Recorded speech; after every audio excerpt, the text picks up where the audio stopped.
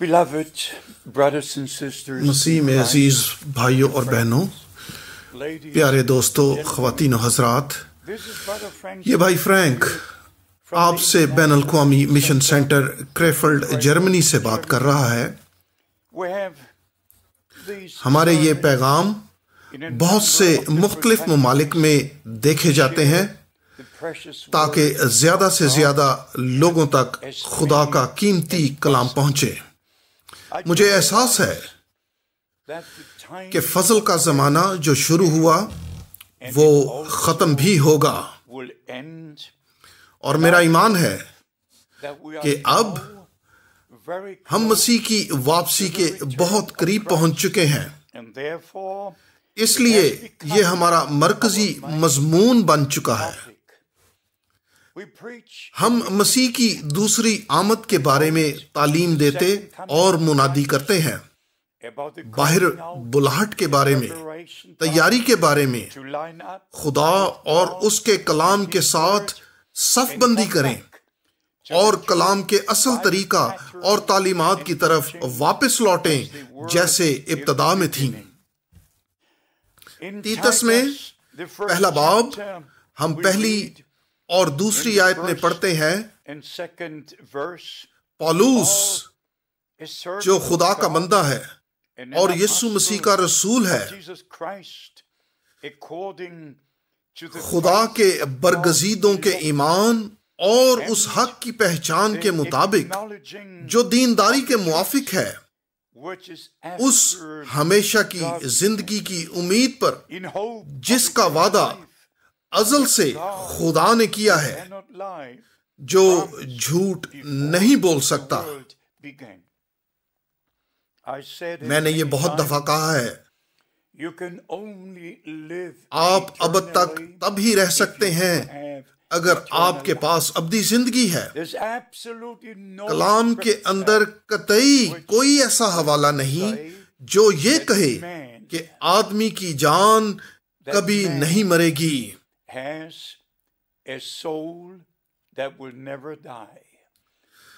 कलाम मुकद्दस कहता है, जो जान गुनाह करेगी मरेगी।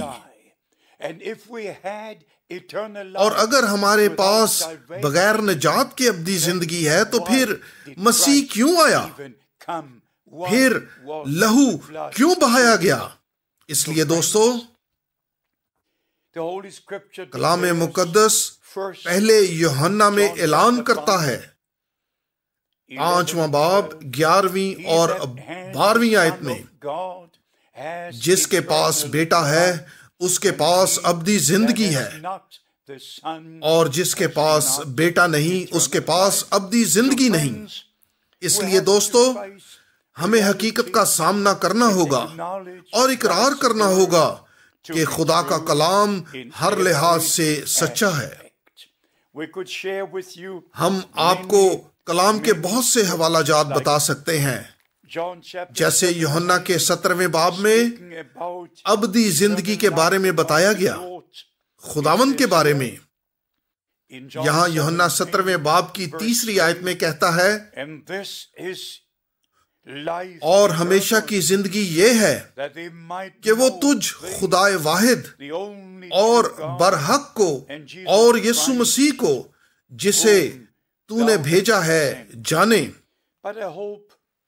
लेकिन मुझे उम्मीद है कि हम समझते हैं कि अब तक जिंदा रहने के लिए हमारे पास अब्दी जिंदगी होनी चाहिए।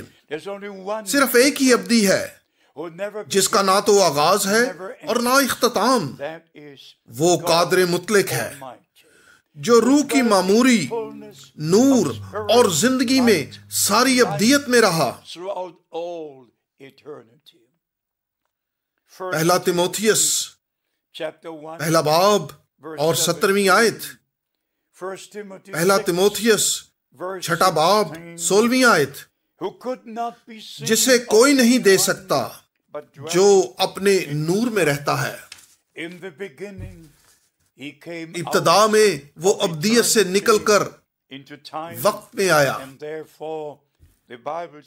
इसलिए कलाम इब्तदा का जिक्र करता है। इब्तिदा में खुदा ने आसमान और जमीन को खलक किया। वो जो नादीदा था दीदा बन गया, ऐसी सूरत इख्तियार की जिसे देखा और सुना जा सकता था। मेरे अजीज दोस्तों, मैं खुदा की वहदानियत पर ईमान रखता हूं। मेरा ईमान है कि सिर्फ एक ही खुदा है। वो खालिक हो सकता है और है, वो बादशाह है, वो नजात दहिंदा है, वो मुनसिफ है। और पुराने अहदनामा में अगर आप खरूज में जाएं, दूसरा, तीसरा, चौथा, पांचवा, छठा बाब, उसने एक फौकल फितरत तजर्बा के साथ अपने आप को जाहिर किया बतौर खुदावन का फरिश्ता, बतौर खुदावन, बतौर खुदा। अगर आप पुराने अहदनामा में जाएं, खुदा के बंदों के तजर्बात थे, जैसा कि पैदाइश 18वें बाब में खुदावंद और दो फरिश्ते इब्राहिम से मिलने के लिए आए। उन्होंने ममरे के बलूत के नीचे बैठकर इब्राहिम के साथ खाया। मेरे अजीज दोस्तों, पुराने अहदनामा के अंदर खुदा ने अपने आप को वाकिफ करवाया, लेकिन बतौर बाप, बेटा और रूल कुद्दुस अभी जाहिर ना किया था। 4000 सालों के अरसा में एक मर्तबा भी जमीन के ऊपर किसी ने भी खुदा को बतौर आसमानी बाप कहकर नहीं पुकारा, एक मर्तबा भी नहीं। 4000 सालों में एक मर्तबा भी नहीं किसी ने खुदा के बेटे के बारे में बताया। ये बिल्कुल नामुमकिन था, क्योंकि खुदा ने तब तक अपने आप को आसमान में बाप और जमीन पर इकलौता बेटा के अंदर जाहिर ना किया था। लेकिन 6000 मर्तबा से ज्यादा खुदा ने अपने आप को पुराने अहदनामा में बतौर एलोहीम, यहोवा, खुदा और खुदावन के तौर पर जाहिर किया, इंतहाई इब्तिदा से जिक्र करते हुए। लेकिन फिर उसने वादे किए, पुराने अहदनामा के अंदर उसने वादे किए उस मखलसी के मंसूबा के मुताबिक। पहला वादा पैदाइश 3 बाब की 15वीं आयत में है कि खुदा का बीज औरत के वसीला से आएगा और सांप के सर को कुचलकर रिहाई बख्शेगा। और फिर अगर आप दूसरे तमाम वादों में जाएं, यसाया और उसका 7वां बाब और 14वीं आयत, एक कंवारी हामला होगी। जबूर 2 और उसकी 7वीं आयत, आज तू मुझसे पैदा हुआ। दूसरा सैमुएल 7वां बाब और 14वीं आयत, और मैं उसका बाप होऊंगा और वो मेरा बेटा होगा। पुराने अहदनामा में ये सारे वादे एन जबूर 110 तक। दोस्तों, जबूर 110 का हवाला 16 मर्तबा नए अहदनामा में दर्ज है, 16 मर्तबा। और दोस्तों, मैं कादिर मुतलिक का नहायत शुक्रगुजार हूं कि नए अहदनामा के मुसन्निफ पुराने अहदनामा की तरफ लौटे और उन्होंने दिखाया कि किस तरह खुदा के वादे पूरे हुए और किस तरह खुदा का नजात का मंसूबा हकीकत बना। इसलिए नए अहदनामा के आगाज में कुछ इंतहाई खास वाक़े हुआ। रूल कुद्दुस ने मरियम के ऊपर साया किया। और आप जानते हैं कि मत्ती में और लूका में खास तौर पर जबराइल फरिश्ता ने क्या किस तरह वकू पजीर हुआ। रूल कुछ तुझ पर नाजिल होगा और खुदा ताला की कुदरत तुझ पर साया डालेगी, और इस सबब से वो मौलूद मुकद्दस खुदा का बेटा कहलाएगा। खुदा क्या कर रहा था? उसने अपने आप को दीदनी सूरत में बदन के अंदर जाहिर कर दिया। कलाम मुजस्सम हो गया और हमारे दरमियान रहा। लेकिन दोस्तों, अगर आप यूहन्ना में जाएं, पहला बाब, और आप फेरुजुल लुगात में देखें, वहां आपको इब्रानी लफ्ज मिलेगा, दाबार। वहां एक बोलने वाला है। इससे पहले कि आप बोलें, किसी को बोलना चाहिए। और फिर हम समझते हैं हमारा खुदावंद वो अकेला था जो बोला, और फिर तमाम चीजें वजूद में आईं।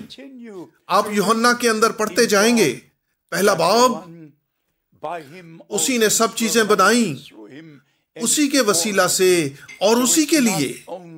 इसलिए सिर्फ कलाम नहीं, जिसने कलाम किया वो भी शख्सी तौर पर हमारे साथ था, जो कह सकता था मैं हूं। इससे पहले कि इब्राहिम था, मैं हूं, वही जो इब्तदा में बोला। इसलिए प्यारे दोस्तों, हमने बहुत सारी किताबें लिखी हैं। इन सब किताबों को हम चंद मिनटों में आपको नहीं बता सकते, लेकिन मैं चाहता हूं कि आप समझें, इस जमाना में खुदा अपने मुकद्दस कलाम की तरफ लौटाता है, ताकि हम पुराने अहदनामा को और नए अहदनामा को सही तौर पर समझें और उसके निजात के मंसूबा को वाज़े तौर पर समझें। मसीह के अंदर जो खुदा का बेटा है, हम खुदा के बेटे और बेटियां बन जाते हैं। चुनाचे ये जलाल के खुदावंद के लिए जरूरी था कि जिस्मानी बदन में आए, क्योंकि हमने गुनाह किया था। आदम और हवा ने जिस्मानी बदन के अंदर गुनाह किया था। ऐन इब्तिदा ही से हर शख्स जो इस दुनिया में पैदा हुआ, वो असल गुनाह की हालत में पैदा हुआ, और हम सब भटक गए। और इसलिए खुदावंद को खुद आना पड़ा। और दोस्तों, मेहरबानी से तवज्जो दें, अगर कलाम मुकद्दस जहां खुदावंद कहता है तो खुदावंद ही रहने दें। अगर वो बेटा कहता है तो बेटा रहने दें। अगर वो खुदा कहता है तो खुदा रहने दें। हर एक लफ्ज को जहां और जैसा है रहने दें, क्योंकि इसी तरह होना चाहिए और इसी तरह होगा। मिसाल के तौर पर लूका 2 बाब की 11वीं आयत में हम पढ़ते हैं, आज दाऊद के शहर में मसीह पैदा हुआ जो खुदावंद है। खुदावंद यहां बेटा नहीं कहता, क्योंकि वो बतौर बेटा पैदा तो हुआ था, लेकिन बेटा खुद खुदावंद था जो बदन के अंदर जाहिर हुआ था। और यही हमें समझना है। चुनाचे जब कलाम कहता है, पहला करंथियों 12वें बाब में कहता है, ना कोई रूल कुद्दस के बगैर कह सकता है कि मसीह खुदावंद है। हम समझते हैं क्यों खुदावंद, क्यों बेटा, क्यों पैलौठा, ये तमाम वजाहतें क्यों हैं। और दोस्तों, ये वक्त आ गया है कि इन तमाम बातों को नजात के मंसूबा के मुताबिक सही तौर से और दुरुस्त जगह पर रखें। जैसे मैंने पिछले वाइज में कहा था, 3री सदी से सब कुछ बदल गया। और मैं दयानतदारी से आपको बताऊं, रोमी सल्तनत में उठने वाली कलीसिया ने बाइबल की किसी भी तालीम को उसकी असल हालत में नहीं रहने दिया। यकीनन हर एक चीज को बदल दिया गया। हर दरस, हर अमल, सब कुछ, कुछ भी नहीं। और जो कलीसिया रूमी सल्तनत के दौरान वजूद में आई, कंतस्तान के दिनों में,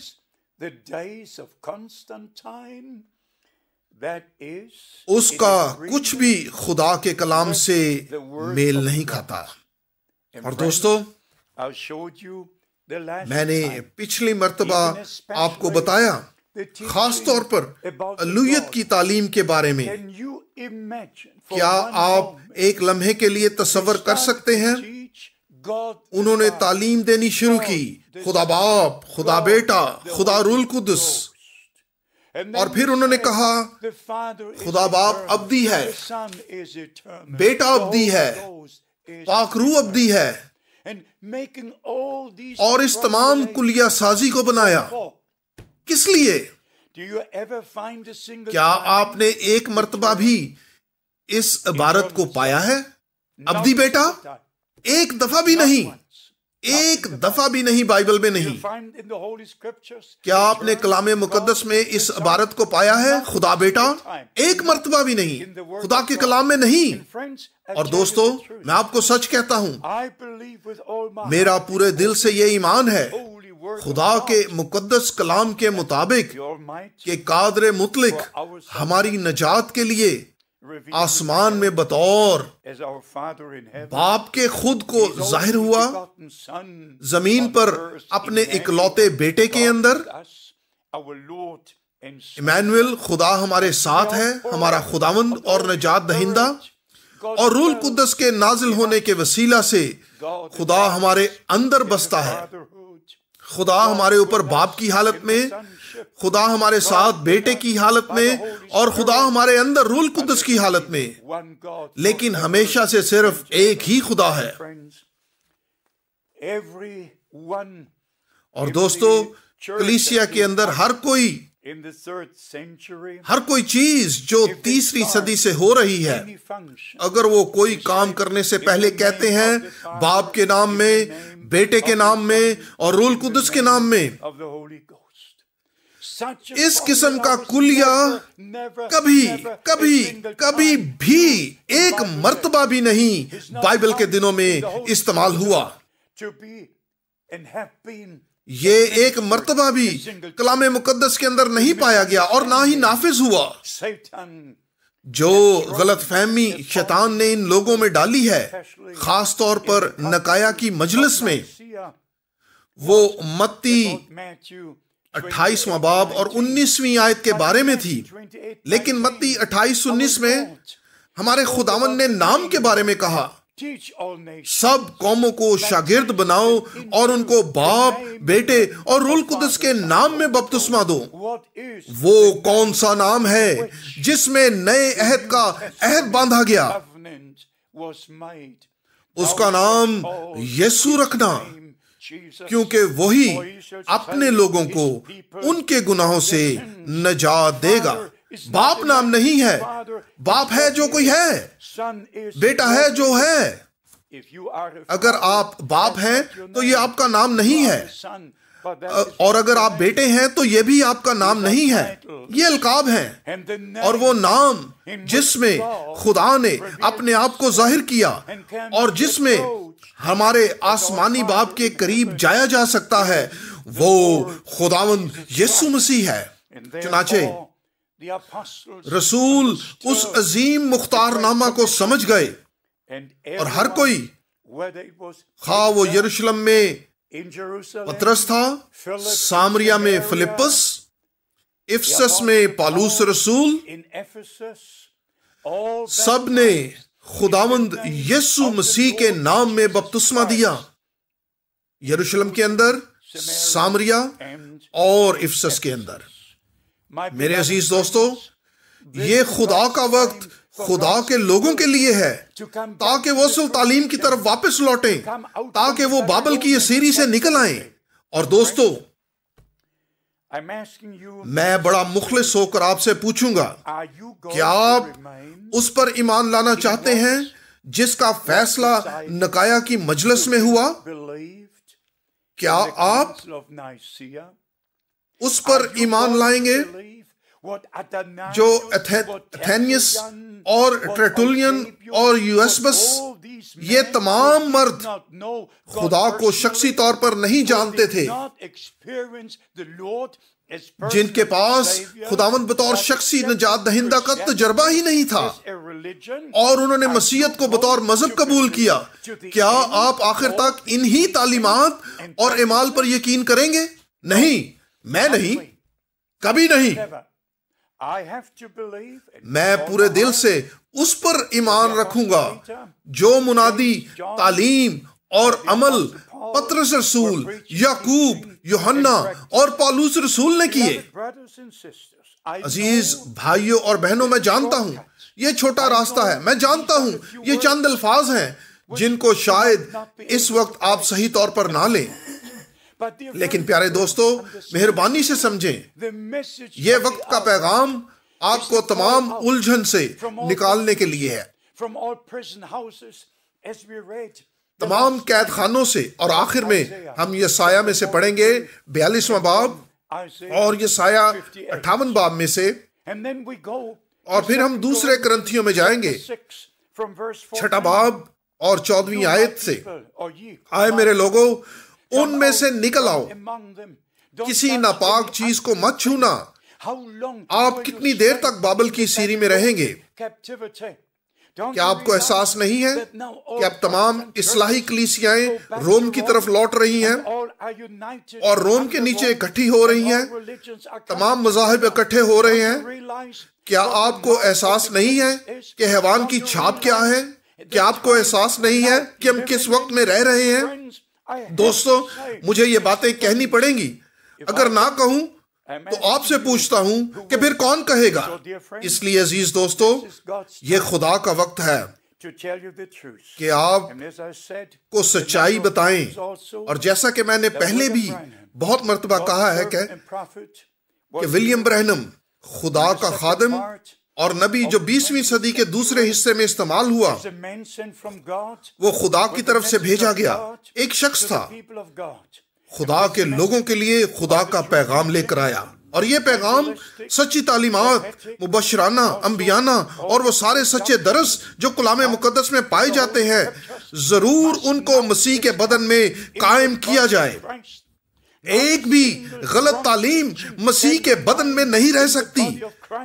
हर एक चीज जरूर उसी तरह बहाल हो जिस तरह सिर्फ और सिर्फ इब्तिदा में थी। इस बाब से हमारे पास वादा है। यूहन्ना 14वें बाब में हमारे खुदावंद ने कहा, मैं जाता हूं ताकि तुम्हारे लिए जगह तैयार करूं, फिर मैं वापस आकर तुम्हें वहां ले जाऊंगा जहां मैं हूं। और मैंने उस वादा को पढ़ा है, इब्रानियों 9वें बाब और आखिरी आयत। पहले हमारा खुदावंद हमें निजात देने आया, और दूसरी मर्तबा वो निजात याफ्ता को घर ले जाने के लिए आता है।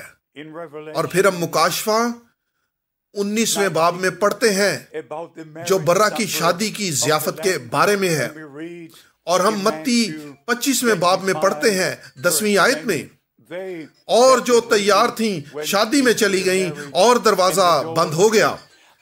मैं चाहता हूं कि आप तैयारी कर लें, और मैं संजीदा हूं, मैं संजीदा हूं। मैं 50 साल से ज्यादा अरसा से खिदमत में हूं, मैं संजीदा हूं, और शायद खुदावंद आपसे बोला है। कलाम की तहकीक करके तस्दीक करें, और जो तालीम और मुनादी हमने की है, ये आखिरी पुकार है। आखिरी कलीसियाई जमाना में मेहरबानी से सुने कि रूह कलीसियाओं से क्या फरमाता है। खुदा आपको बरकत दे और आपके साथ हो।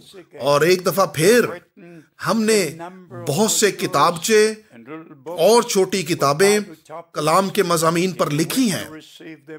अगर आप वो हासिल करना चाहते हैं तो मेहरबानी से हमें लिखें, वो मुफ्त हैं। उनका बहुत सी जुबानों में तर्जमा किया गया है ताकि खुदा के लोगों को सारी दुनिया में बताया जाए कि खुदा इन दिनों में क्या कर रहा है। be blessed. हमारे खुदावंद यीशु मसीह के कीमती नाम में आपको बरकत मिले। आमीन।